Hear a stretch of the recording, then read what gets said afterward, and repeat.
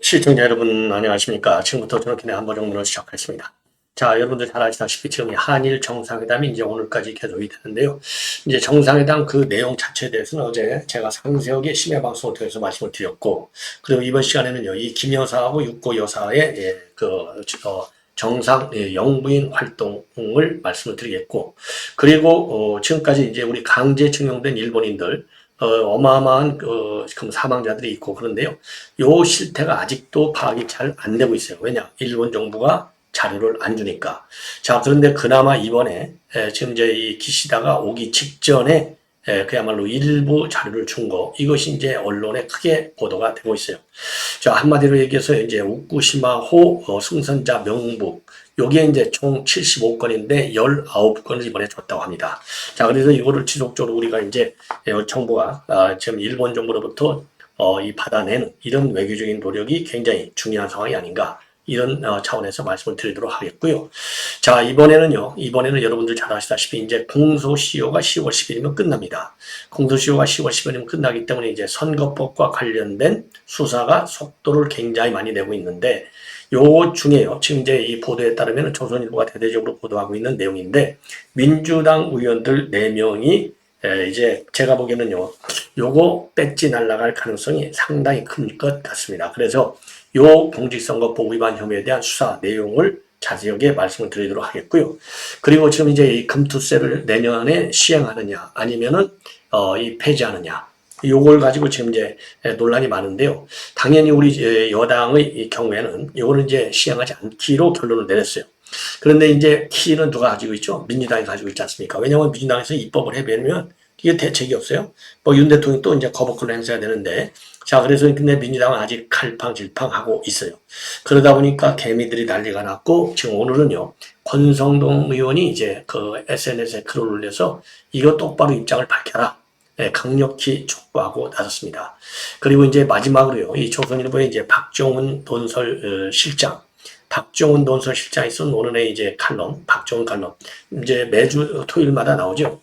그래서 이 제목이 바로 이제 문 진짜 힘은 건들지도 못했다. 그래서 지금 이번에 이제 문재인 딸 겨우 수사하고 이제 사위특혜 수사하고 있는데, 그거는 세 발의 피, 즉 그야말로 이제 어마어마한 몸통. 그러니까 이제 항상 뭐 여러분들이나 저나 누차 지적했고 했지만, 검찰에서 웬 그 윤석열 정부로 들어선 지 2년이 됐는데도 아예 손 하나 까딱 안 해요. 그게 뭐냐? 울산시장 사건, 서해공무원 피살 사건, 월성 원전 사건. 이게 얼마나 어마어마하게 큰 사건인데 도대체 뭐가 관계있냐 이거죠. 예. 자, 그래서 요렇게 이제 큰 사건들을 수사해야 되는데 이 쪼매는 거 세 발에 피 하나 건드렸다고 왜 난리를 치느냐? 요런 비판의 칼럼이 되겠습니다. 그래서 요러한 내용을 가지고 여러분께 한 20분간에 걸쳐서 짤막짤막하게 핵심만 짚어드리도록 하겠는데요. 우선 여기 김건희 여사하고 그 다음에 육고 여사, 이제 어제 서울 시내에 있는 엔터테인먼트 회사를 직접 방문해서 이 케이팝이 왜 이렇게 이제 인기 있는지, 이제 케이팝 만들어내는 이 선수들이 결국 이제 엔터테인먼트 이제 회사들 아니겠습니까? 그래서 현장을 방문했어요. 예. 자, 요게 이제 현장 방문 이제 사진이 되겠고, 그 다음에 이제 왜 그러느냐? 요 엔터테인먼트 회사에 일본식 계에서 이제 유학생들이 많이 와 있는 거죠. 이 K-팝을 배우겠다고.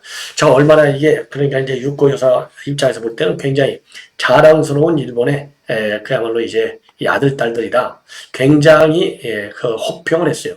자, 이걸 보면서 여러분들은 이제 어떤 의미에서, 어떤 의미로 받아들일지 모르겠지만은, 그만큼 이제 정치 분야에서는 특히 이제 이 야당들이 반일몰이를 굉장히 하고 있지만은, 비정치 분야 중에 제가 대표적인 요 문화예술 부분에서는 그야말로 문화예술 아닙니까? 정치가 아니잖아요. 여기에 정치가 있기 때문에 망하는 거죠.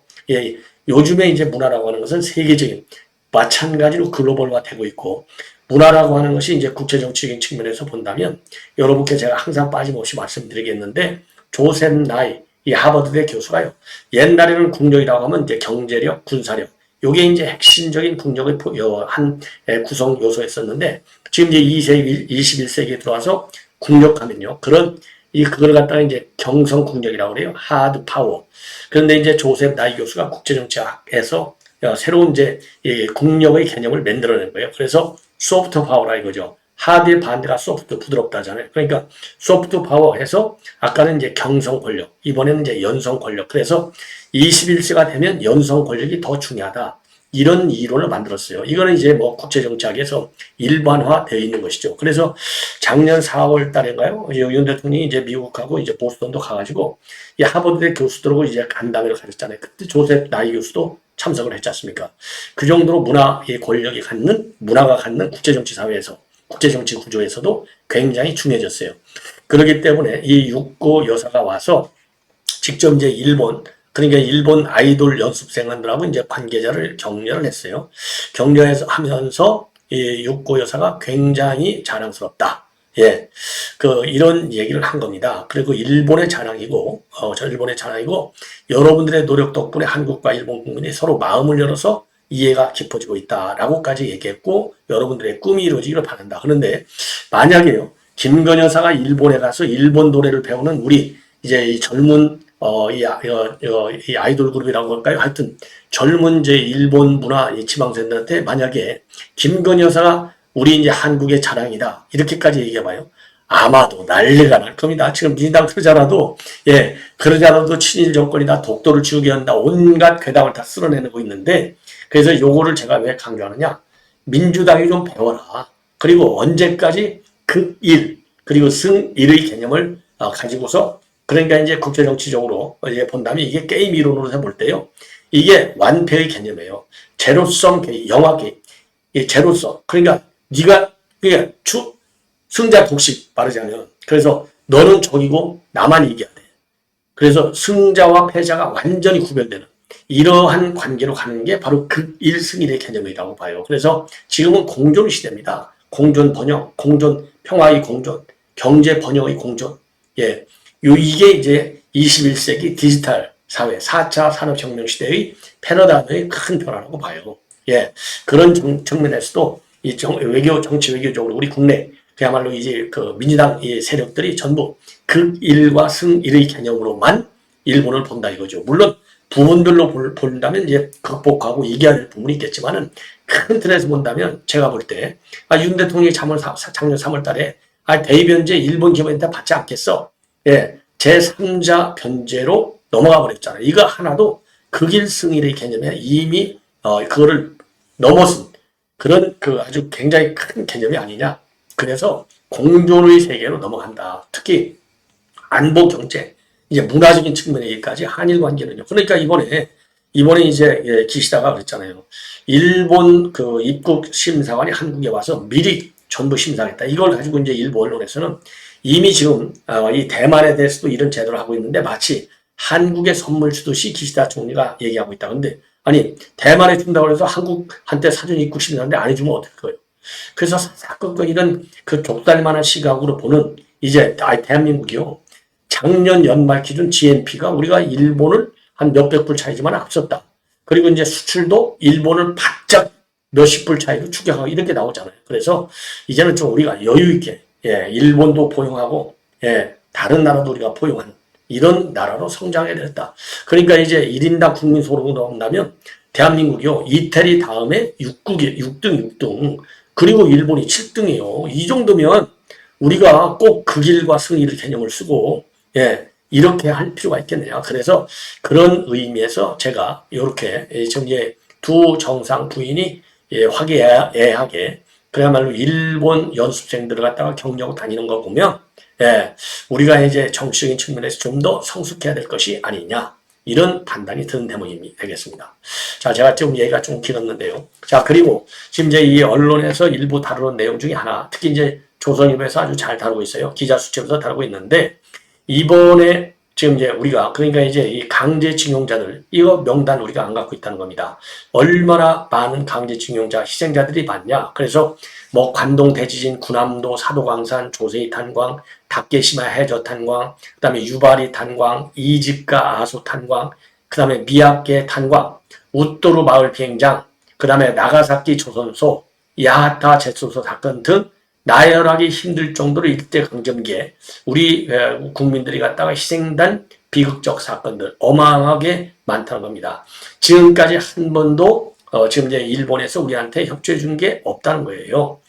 겨우 그야말로 이 관동 지방의 지진, 이 조선인 현황 중에서 살해된 조선인 수는 통계 항목에 도쿄에서 약 300명, 그리고 가나바현에서 약 180명 같은 부분적 기록만 있지 사실관계를 정확히 알 수 있는 그런 정보는 우리한테 주지 않고 있다.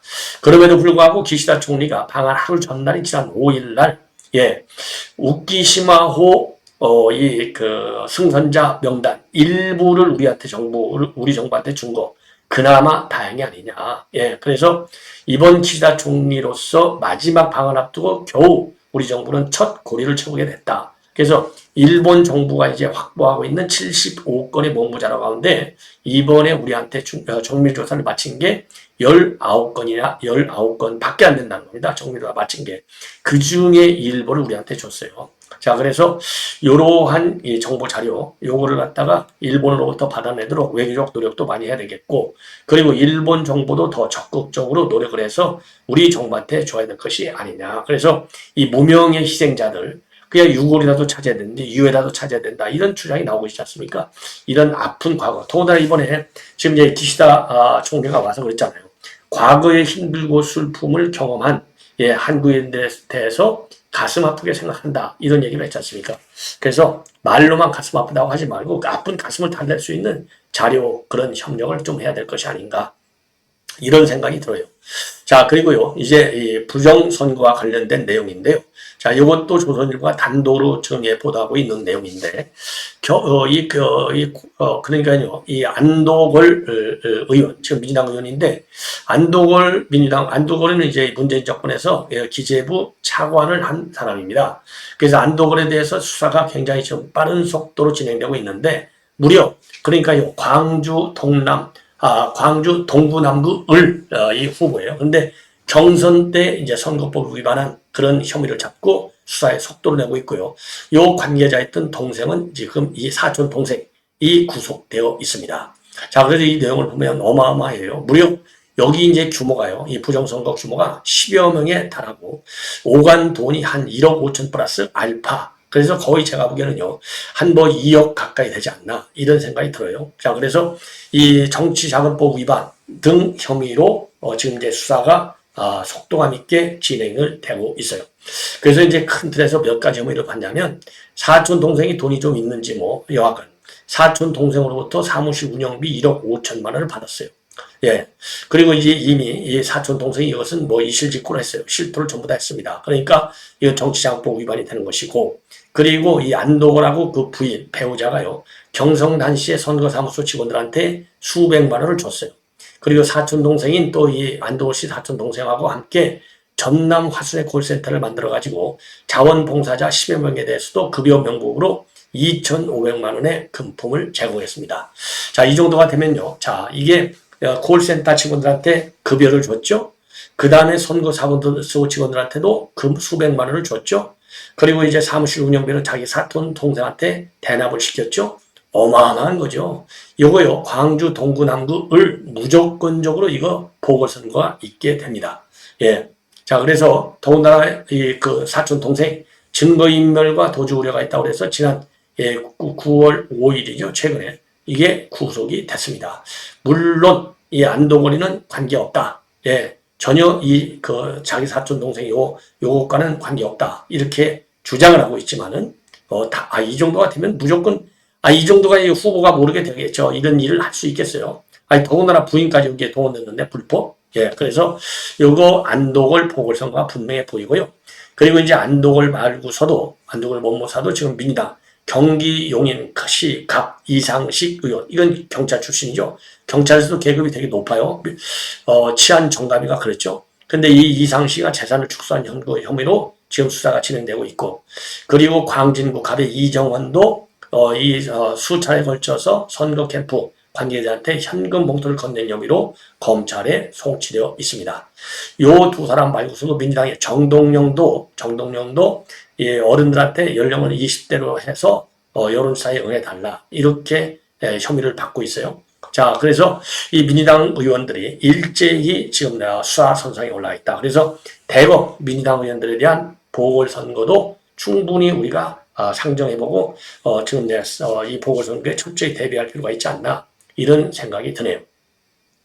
자, 이번에는요, 이 권성동인데, 이 권성동이가 지금 이제 이재명이 민주당, 민주당의 이재명이는 이 금투세를 금투세를 시행하면 안 된다 쪽으로 방침이 정해진 것처럼 대표 선거 때 계속 떠벌리고 다녔어요. 그럼에도 불구하고 진성준이는 무슨 소리냐? 이 금투세는 그냥 시행해야 된다. 이렇게 했는데 개딸들이 반대하고 그렇게 되니까 이제 개딸들이 이재명이가 금투세를 시행하지 않겠다. 여기에 대해서 상당한 반발이 나왔어요. 그래서 결국 이제 시행을 하긴 하는데 조금은 완화하자. 그래서 완화하는 방안은 지금 이제 금투세, 면세가 이제 면제점이 5천원인데, 공제가 5천만 원이라고 1억으로 좀 올리겠다. 그리고 해외 투자하는, 자금에 대해서는 이익에 대해서는 세금을 부과하지 않겠다. 요런 식으로 해서 요거를 완화하는, 하는 방향으로 나가고 있습니다. 요거를 권성동이가 대대적으로 비판하고 있어요. 도대체 먹살이즘을 좀 주장하고 있었는데, 빨리 결정을 하라. 이렇게 지금 압박을 하고 있어요.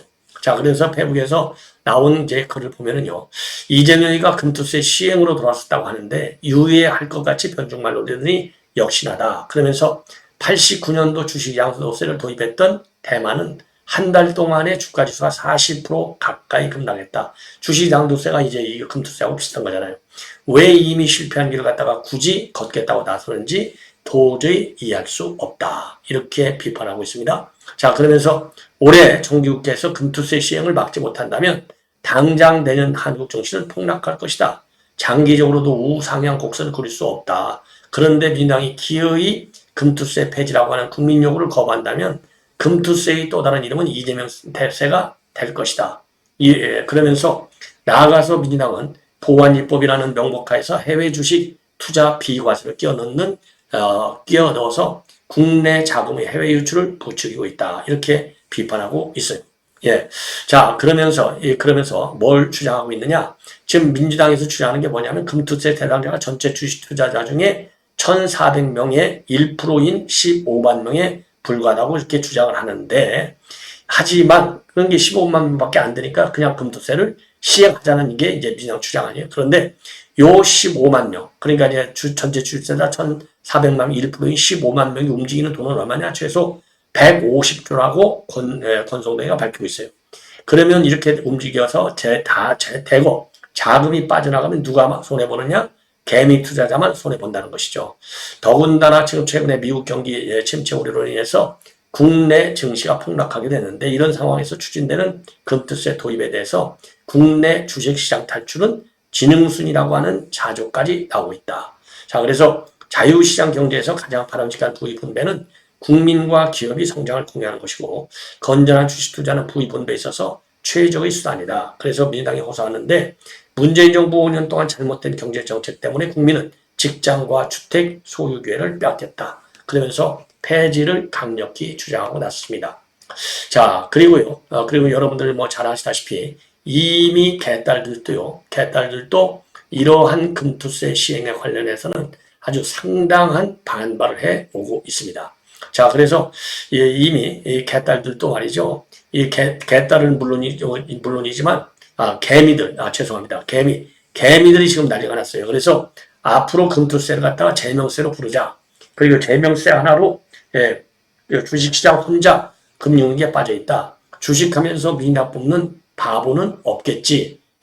요렇게 해서 지금 이제 이 개미들이요, 일제히 반발을 하고 있습니다.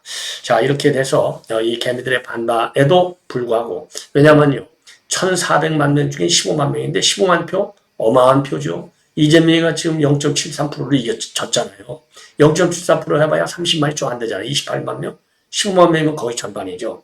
이거 물 건너가는 거 아니냐. 이런 얘기가 되겠습니다. 그래서 이런 것 때문에 이재명이는 그냥 금투세 시행하지 말자. 이렇게 갔는데, 이게 아까도 말씀드리지만은 1,500만 명 중에 이제 15만 원 빼놓으면 1,400만 중에 대부분이 이 금투세 대상이 안 되잖아요. 그러니까 그 숫자를 보고 민주당 진성준이죠. 압도적으로 지금 이제 그 숫자가 많다 보니까 거기에 빠져가지고 이건 그대로 시행해야 된다.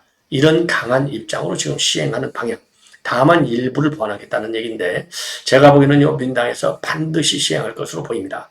그 역풍은 이거는요 단순하게 이제 개미냐 아니냐 그리고 내 대상이 1%냐 몇 프로냐 이걸 떠나서 지금 이제 우리 국내 증시가 확 빠져버리면 지금 그러지 않아도 이 거시경제는 이제 살아나고 있는데 살아나고 있는 거시경제에도 거시경제가 살아나야 민생경제도 살아날 수 있는 요 이제 여건이 되잖아요. 완전히 다 그야말로 이제 엎질러진 물을 만드는 것이 아닌가 이런 우려가 상당히 그 뭐라 그럴까요? 이 합리적인 우려가 아닌가 이렇게 생각이 듭니다. 자 그래서 요 금투세 문제로 제가 계속해서 여러분들께 보도해드리도록 하겠습니다. 시청자 여러분 대단히 고맙습니다.